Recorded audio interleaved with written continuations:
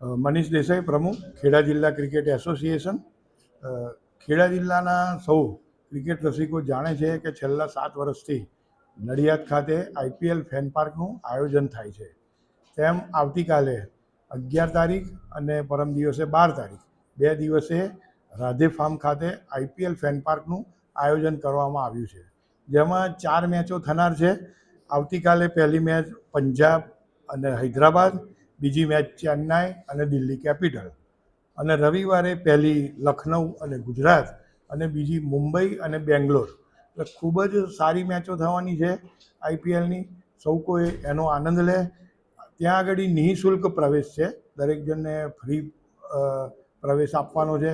અંદર ખૂબ સારી વ્યવસ્થા છે, મોટા સ્ક્રીન ઉપર મેચ જોવાની છે.